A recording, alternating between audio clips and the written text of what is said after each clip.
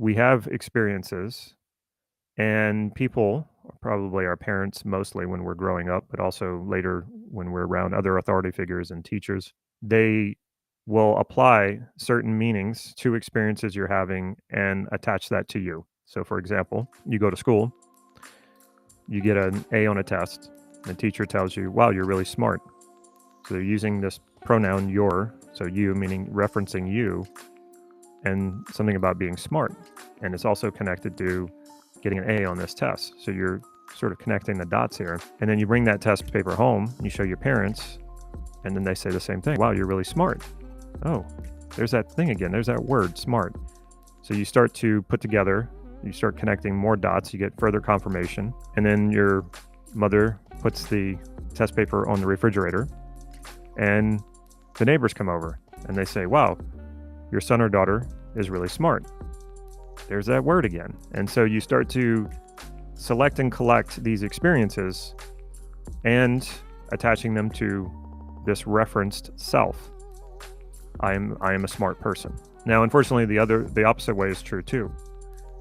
Many kids will be told that they're stupid, and they'll get told this a few times, and then it'll be attached to maybe something they did or something like that. And then they select and collect enough of these experiences until they generalize themselves as being stupid or unintelligent. So it can go either way.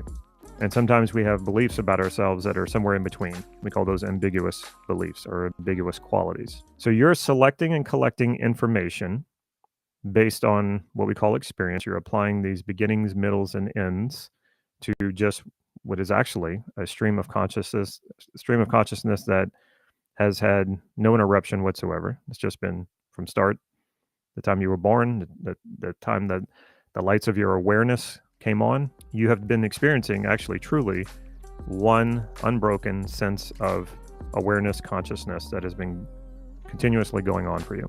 However, for us to make sense of the world around us and of ourselves, we have to break that up into individual experiences. And then we take those experiences and we select and collect them into categories that we'll call generalizations. And many of those generalizations are about you, what you believe about yourself. And what you believe about yourself basically informs all of your other beliefs.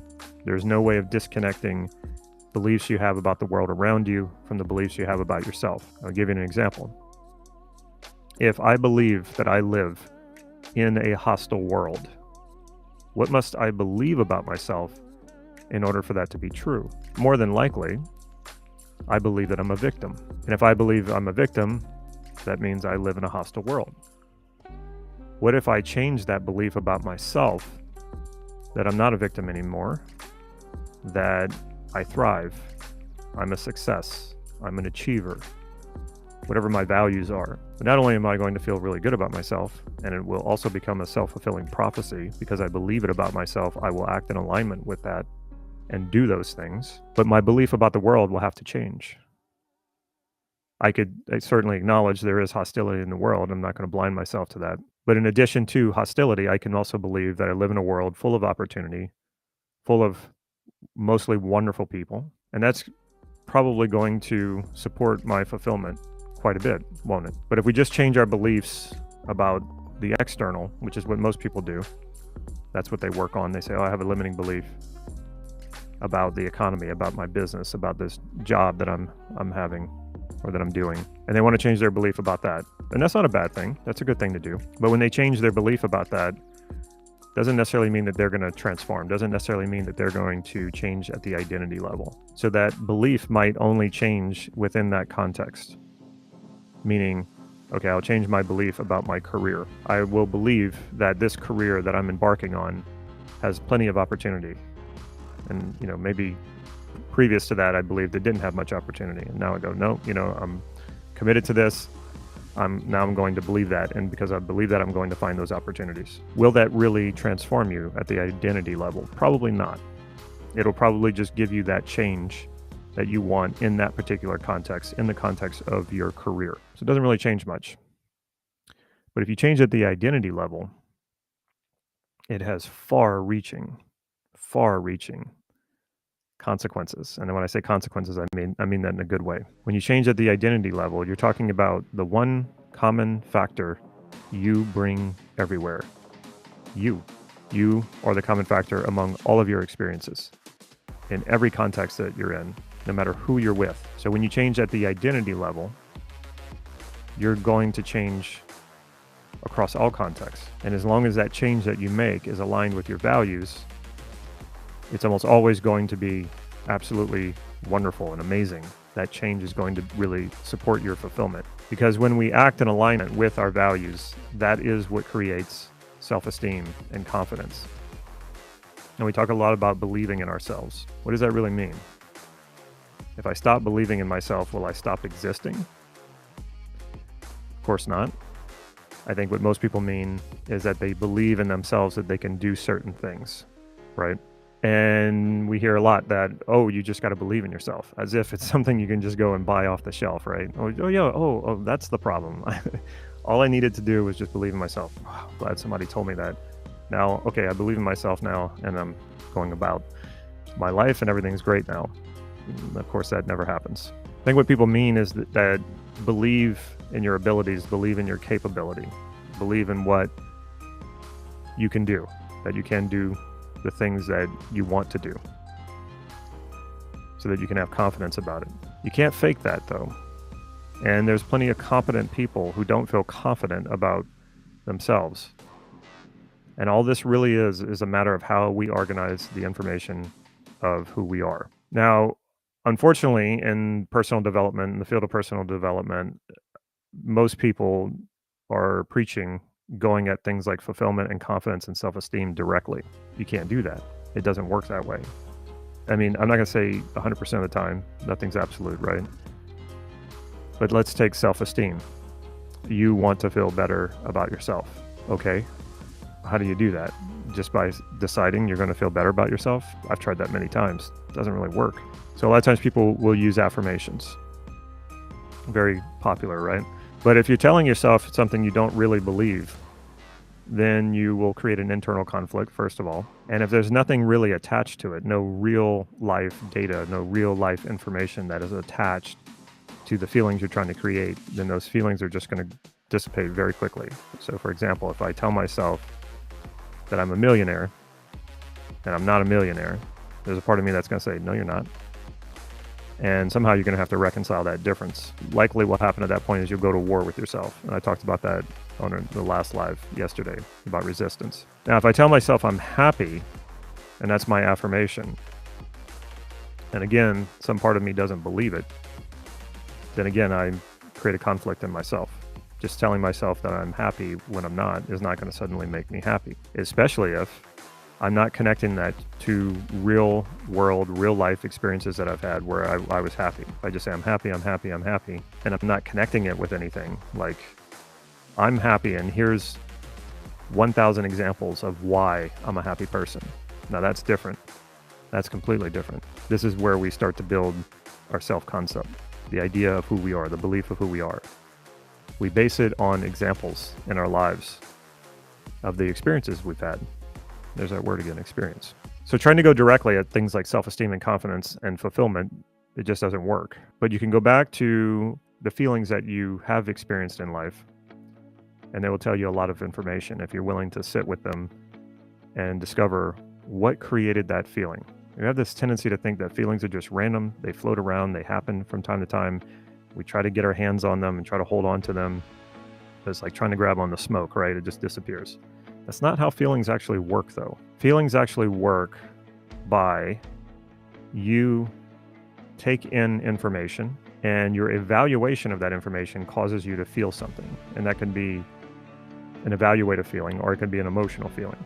Now, most of the time, this is completely unconscious, which is why we think we just have feelings. We're not conscious of the other half. We're not conscious of the scope that we're evaluating, the internal representations, or sometimes they're external representations. When that happens, when we see something externally and we feel something, we're usually pretty aware of what caused that. The stuff that we're not aware of is when we have feelings and the representations were internal, which often means they were unconscious. And so you don't know why you're feeling sad, or you don't know why you're feeling happy. Maybe you're just feeling happy. Your unconscious is evaluating information, representations of perhaps memories or perhaps things that you want to happen. And that's what gives you the good feelings. Now, when you start to understand this, then you start to understand how you create the meaning of you. How do I create the meaning of me? You start with those experiences that I was talking about, and you're organizing all the information, and you're noticing that some of these experiences have to do with this reference called I, me. And so I select and collect these experiences until they start to formulate what we call generalizations. And this is part of that evaluation that I was talking about. If I've had a lot of happy experiences and minimal depressing experiences or sad experiences, then I'm going to generalize myself to be a happy person. Now we can, and this is when you start to learn this stuff, it becomes very powerful. You could say, no, I've had more sad experiences than I've had happy experiences in life. Therefore, what you're telling me, Damon, will not help me. And I would say that's not true. You actually don't know. You actually don't know if you've had more happy experiences or more sad experiences. There's no way to know that. What you are doing, if you feel more unhappy than you feel happy, is both consciously and unconsciously, you're paying more attention to those unhappy experiences. And that has to do with an internal organization that was haphazardly created as your personality was developing. And we can actually know this. We can actually elicit that structure. So you select and collect these experiences until you create generalizations about yourself. And then as you bring all of the generalizations you make about yourself, and when I say generalization, you can use the word belief interchangeably as well. So these beliefs about yourself, they're aspects of who you believe yourself to be. I'm a happy person. I'm a kind person. I'm a successful person. It's also all the negatives you believe about yourself, which could be just the opposite. I'm a pessimist. I'm a failure. I'm a loser. I can make all of those same generalizations about myself. You could also have ones that are in between. Sometimes I'm a failure and sometimes I'm a success. Sometimes I'm an optimist, sometimes I'm a pessimist. Just know that whatever you believe about yourself, if any of your beliefs are not in alignment with your values, that's when you experience lower self-esteem and lower confidence about who you are. So, in order to build a strong sense of self, stable sense of self, one that supports your self-esteem and your confidence, is to become the qualities that you value. If you value success and you believe you are a success, you're going to feel good about yourself. And because you believe it, you will act in alignment in accordance with being a successful person if you truly believe it. And when you do that, you will find those opportunities. And because you're putting yourself out there more and because you're trying more, you're going to have successes. And every time that happens, your successes then confirm your belief that you are a success. So you gain even greater confidence about that. Your self-esteem goes up even higher, and then you do more. Your behavior continues to align more and more with that belief about yourself. It becomes a compounding process that just continues to compound on itself. And so the key here is to know what you value, to know what you truly believe about yourself as well, which most people aren't willing to take the time to do that because they're often afraid of what they might find. They're afraid that they believe very negative things about themselves, so they'd rather not think about it. Or they can think of the things they wish they believed about themselves, but then deep down they don't feel like it's true. So that makes them feel bad. And yes, that will. If you don't believe you are the person who is your values or your values, then yes, that's going to feel bad. But you can change this.